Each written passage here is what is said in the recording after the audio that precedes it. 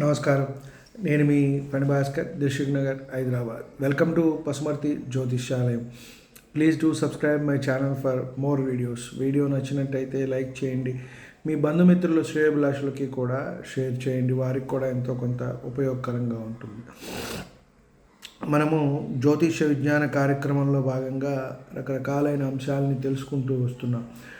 మీరు గత వీడియోలు చూసినట్టయితే మనము వైద్య జ్యోతిష్యానికి సంబంధించింది, అలాగే జ్యోతిష్యపరమైనవి వీడియోలు, గోచారపరమైన వీడియోలు అన్నీ కూడా మనము తెలుసుకుంటూ వస్తున్నాం.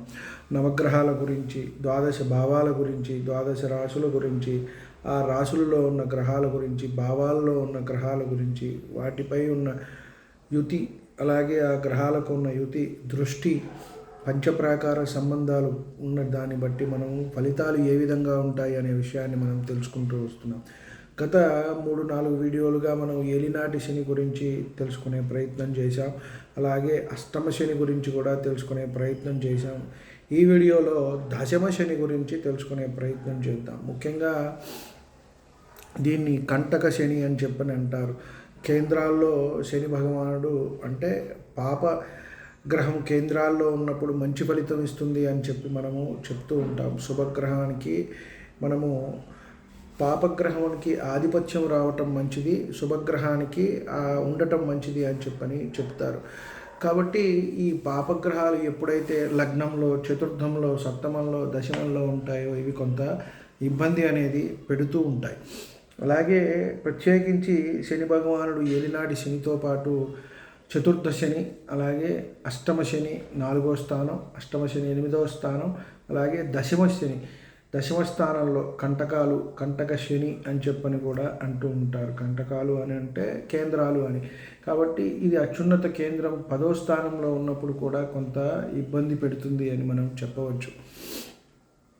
ఇక్కడ ప్రస్తుతానికి మనం తీసుకున్నట్టయితే మీనరాశిలో ఉన్నారు కాబట్టి మిథున రాశి వారికి ఇది దశమ స్థానం అవుతుంది. కాబట్టి కొంత జాగ్రత్తగా ఉండవలసిన అవసరం అయితే ఉంటుంది.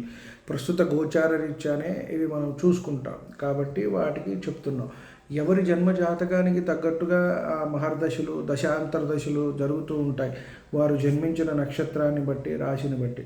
అలాగే ప్రస్తుత గోచార విషయాలు కూడా మనం చూసుకుంటూ గురుబలము, శనిబలము, రాహుకేతువుల బలము చూసుకుంటూ మనము ముందుకు వెళ్తాం. కాబట్టి ఈ శని ఏలినాటి శని నడుస్తున్నదా, అర్ధాష్టమ శని, అష్టమ శని, దశమ శని అని చూసుకుంటాం.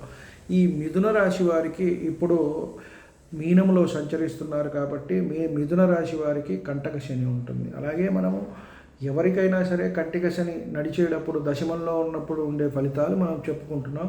అలాగే పరిహారాలు కూడా వాటికి సంబంధించి చెప్పుకుంటాం. ప్రస్తుతం మనకి అర్థమవ్వటానికి ఎగ్జాంపుల్ అంటే ఇప్పుడు నడిచే గోచారం చెప్పుకున్నట్టయితే మనకి తొందరగా అర్థమవుతుంది. కాబట్టి మనము మిథున రాశి వారికి ప్రస్తుతము ఈ కంటక శని, దశమ శని అనేది నడుస్తూ ఉన్నది. కాబట్టి ఇక్కడే పేరులోనే ఉంది కంటకము అంటే కొంత ఇబ్బందికరమైన అంశము అని చెప్పని మనకి చెప్తోంది. కాబట్టి ఇక్కడ కొంత జాగ్రత్తగా ఉండాలి అని మనము చెప్పవచ్చు. అంటే ఫలితం ఏదైనా అర్ధాష్టమం అవనివ్వండి, అష్టమ శని అవనివ్వండి, కేలినాటి శని అవనివ్వండి, కొంత ఫలితంలో భేదం ఉన్నప్పటికీ ఇక్కడ ఇబ్బందులు అయితే కనుక అవే ఉంటాయి అని మనం చెప్పవచ్చు. ఈ సమయంలో కూడా ఉద్యోగులు ఇబ్బంది పడుతూ ఉంటారు. పై అధికారుల వల్ల ఒత్తిడి అనేది ఎక్కువ ఉంటూ ఉంటుంది. కొంతమంది ఉద్యోగాలు చేయలేక వాలంటరీ రిటైర్మెంట్ కూడా తీసుకుంటూ ఉంటారు. ఒక క్లయింట్ అడగటం జరిగింది, ఒక సంవత్సరంన్నర ఉందండి, ఇక వదిలేద్దాం అనుకుంటున్నా, చేద్దాం అనుకోవటం లేదు అన్నారు ఒక ఆయన. వైజాగ్ నుంచి చాలా మంచి పొజిషన్లో ఉన్నారు ఆయన. అలా అంటే లేదండి, ఇంత మంచి ఉద్యోగం చేస్తున్నారు మీరు, ఇంత మంచి పొజిషన్లో ఉన్నారు కాబట్టి ఒక సంవత్సరమే ఉంది.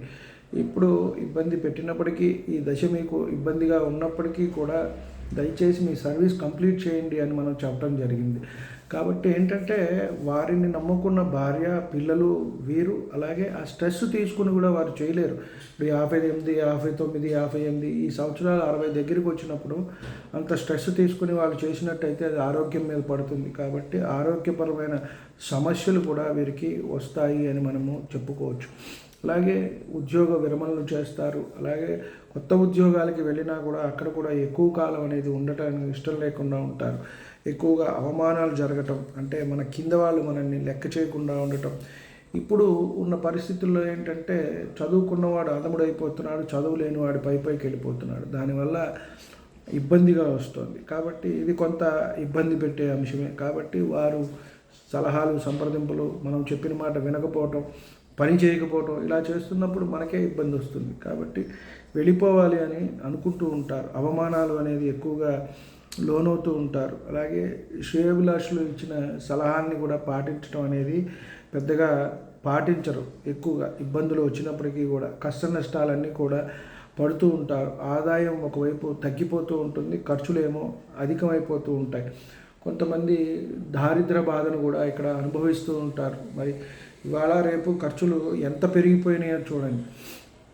కాబట్టి ఆదాయం ఉంటేనే అప్పులు చేయాల్సిన అవసరం ఉన్న పరిస్థితి ఇది ఎంతో కొంత. అలాంటిది లేదు అంటే ఇంకా ఇబ్బందులు వస్తాయి. అలాగే చట్ట వ్యతిరేకమైన పనులు చేయటము, ఆ కార్యక్రమాల్లో ఇరుక్కోవటము, జైళ్ళకి వెళ్ళటము, న్యాయస్థానాలకు, కోర్టులకు వెళ్ళటము, ఇవన్నీ కూడా జరుగుతాయి. అంటే కొన్ని గ్యాంబ్లింగ్ చేస్తూ ఉంటారు, వ్యాపారాలు చేస్తూ ఉంటారు, అక్రమమైన వ్యాపారాలు చేస్తూ ఉంటారు. ఇలాంటి వాటిల్లో ఇరుక్కుంటారు. అలాగే అమ్మాయిల పరంగా షూరిటీలు ఇచ్చి వీరి పరంగా కూడా కొంత ఇబ్బందులు పడే అవకాశం ఎక్కువగా ఉంటుంది. అలాగే శిక్షలు కూడా, కారాగార శిక్షలు కూడా అనుభవించవచ్చు అని మనము చెప్పవచ్చు. అంటే ఇక్కడ ఎవరు సహాయం చేయలేని పరిస్థితి వస్తుంది. మన దగ్గర డబ్బు ఉండొచ్చు, లేకపోవచ్చు, లేదా మనుషులు ఉండొచ్చు, లేకపోవచ్చు. కానీ మనము కారాగార వాసం చేయాల్సిన అవసరం అయితే ఇక్కడ రావచ్చు. ఎవరు కూడా తప్పించుకోలేరు, సహాయపడలేరు అని చెప్పని మనం చెప్పవచ్చు. అది కాక ఉన్న వైభవాన్ని కోల్పోవటం, పూర్వ వైభవాన్ని సంతరించుకోవాలనుకోవటం, దాన్ని సాధించుకోవటంలో మరికింత కిందకి వెళ్ళిపోవటం అనేది జరుగుతుంది. కానీ ఆ పూర్వపు స్థితి అయితే కనుక రాదు. కాబట్టి ఇక్కడ కూడా జాగ్రత్తగా ఉండటం, ఉన్న చోట ఉండాల్సిన పరిస్థితి మనం కొంత దూరంగా వెళ్ళటము, మన కుటుంబానికి దూరంగా వెళ్ళటము, అలాగే తండ్రి లేక తల్లి కాలం చేయటం, ముఖ్యంగా తండ్రి కాలం చేసే అవకాశం అయితే వస్తుంది. వారి ఆరోగ్య పరిస్థితులు కొంత జాగ్రత్తగా చూసుకోవటం, ఇంటి నుంచి దూరంగా వెళ్ళటం, ఉద్యోగంలో మార్పులు రావటం, ఉద్యోగ స్థానచలనము, అంటే ఫ్యామిలీ నుంచి కొంత దూరంగా ఉండవలసిన అవసరము, ఇవన్నీ కూడా వస్తాయి. కాబట్టి వీటన్నిటికీ కొంత మనం చూసుకుంటూ, అలాగే కొన్ని పరిహారాలు చేసుకున్నట్టయితే ఈ ఉధృతి నుంచి మనం కొంత తగ్గించుకుంటాం. ఇవన్నీ కూడా మనం ఏలినాటి శని, అర్ధాష్టమ శని, అష్టమ శనికి చెప్పిన పరిహారాలే సరిపోతాయి. ఒకవేళ ఆ వీడియో చూడకపోయిన వారికైతే మరీ చెప్పడం జరుగుతున్నది. అంతే తప్పితే చక్కగా నడవటము అనేది, ఎక్కువగా పెట్టుకోవటం అనేది మంచిది. వృద్ధులకి సేవ చేయటం అనేది మంచిది. నువ్వుల నూనెతో అభ్యంగనం స్నానం చేయటం, అంటే నువ్వుల నూనె చక్కగా ఒంటికి రాసుకొని స్నానం చేయటం అనేది మంచిది. వీలు కుదిరినప్పుడల్లా కూడా మనకి శనికి కాస్త తైలాభిషేకం చేసుకోవటం, నువ్వుల నూనెతో నల్లటి గుడ్డను వస్త్రం సమర్పించటం, నువ్వులు సమర్పించటం, తెల్ల నువ్వుల్ని తినటము, ఎక్కువగా నడవటము, అలాగే చెప్పులు, గొడుగు దానం ఇవ్వటం, బెల్లం దానం ఇవ్వటం, ఉప్పు దానం ఇవ్వటం, ఇలాంటివన్నీ నల్ల నువ్వులు దానంగా ఇవ్వటం. మరీ ఎక్కువగా ఉధృతి ఎక్కువగా ఉన్నది అంటే మనమే జపం చేసుకోవటం, శని భగవానుడికి నవగ్రహ స్తోత్రాల్లో ఉంటాయి కాబట్టి వాటిలో అన్నీ చదువుకోవటం అనేది మంచిది. ఈ ఏలినాటి శని, అర్ధాష్టమ శని, అష్టమ శనిలో ముఖ్యంగా శని భగవానుడికి ఎంత ఎక్కువగా చేసుకుంటే అంత మంచిది అని. అలాగే హనుమాన్ చాలీసా నిత్యం పారాయణగా పెట్టుకోవటము, అలా ఆంజనేయ స్వామి వారిని దర్శించడం, మాస శివరాత్రికి తప్పకుండా శివుడికి అభిషేకం చేసుకోవటము, ఇట్లా కొన్ని పరిహారాలు చేసినట్టయితే దీని నుంచి కొంత ఉధృతి మనకి తగ్గుతుంది. అలాగే మనకు నడిచే దశ, మహర్దశ మనకి కొంత అనుకూలంగా ఉంటే దీని ప్రభావం అనేది కూడా తగ్గుతుంది. అలాగే కొన్ని లగ్నాలు మనం చెప్పుకున్నాం, శనిపాలిత లగ్నాల వారికి కొంత ప్రభావం అనేది తక్కువ ఉంటుంది మనం కంపేర్ టు గురుపాలిత గ్రహాలు. కాబట్టి వారికంటే కొంత వీరు కొంత ఉపశమనం అనేది ఉంటుంది. కొంత పరిహారం చేసుకున్నట్టయితే బయటపడతారు అని మనం చెప్పవచ్చు. వీడియో నచ్చినట్టయితే లైక్ చేయండి, మీ బంధుమిత్రులు, శ్రేయోభిలాషులకి కూడా షేర్ చేయండి, వారికి కూడా ఎంతో కొంత ఉపయోగకరంగా ఉంటుంది. అలాగే ఇంతవరకు ఛానల్ సబ్స్క్రైబ్ చేసుకున్నట్టయితే సబ్స్క్రైబ్ చేసుకోండి. మరికొన్ని వీడియోలు నా నుంచి కూడా అన్నీ కూడా అందుబాటులో ఉంటాయి అని మనం చెప్పవచ్చు. సర్వే జనా సుఖినో భవంతు. శాంతి శాంతి శాంతి.